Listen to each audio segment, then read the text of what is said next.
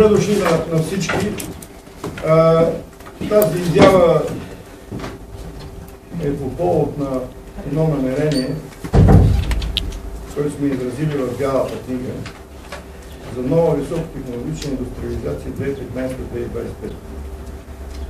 И нашето желание е Съюза на икономистите, на редакцията на сайта Финанс.бг, на това сдружение, което създавахме преди 10-15 дена, е да предоставим един материал, който да служи за консултация и за действие по създаване на една такава икономическа политика на няколко български правителства с единствената цел да се подобри с по-висока скорост с състоянието на българския народ. В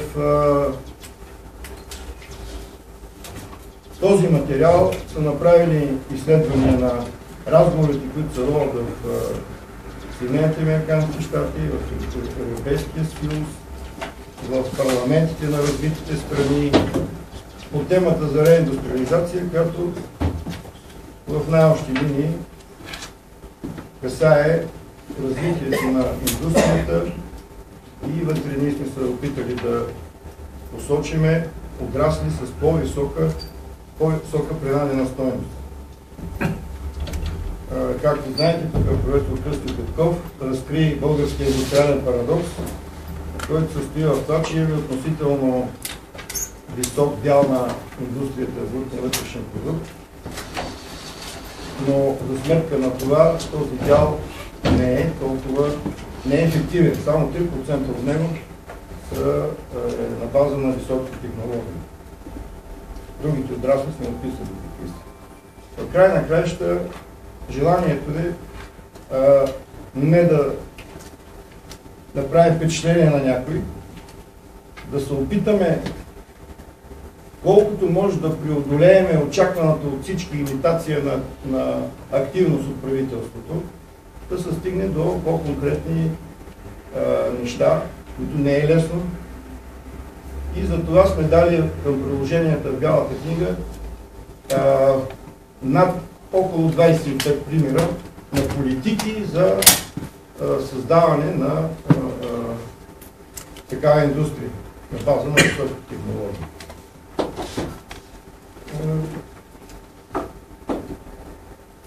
Какво да ви кажа, всички опитали сме се в началото на доста страници, вероятно на повече отколкото е необходимо, да покажем тежкото състояние на българската индустрия като цяло, че сме страна отново на този път на първо място по деиндустриализация на бившите комунистически страни, 10-те бивши страни. И затова при нас се усеща най-тежко. Изобщо тук не става въпрос за противопоставяне на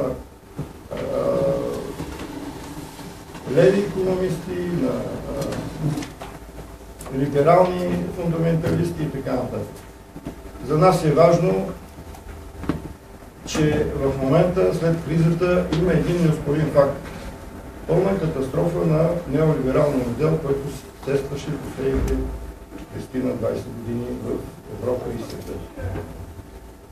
И това, както всички виждаме, се преодолява с участието на държава. И в този аспект ние не говорим за възстановяване на Кремиковци, нито на Химко, нито дори не минава при смисълта такава някаква идея. Но от друга страна, отчитаме, че сме в клуба на богатите.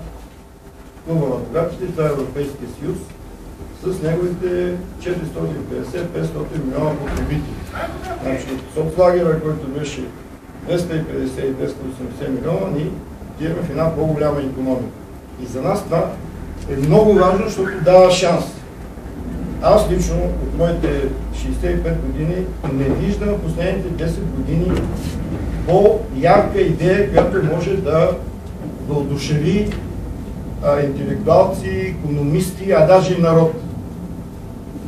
Няма нещо, което да е по-така мащабно, да го подкрепиме и да направи, вместо да чакаме 40 години според прогнозите да достигнем средния стандарт в Европа, според мен с една икономическа политика, която 10 години може и да са малко, да достигнем средния стандарт колкото може по-добре, а не необичайно дълго или неприемливо дълго.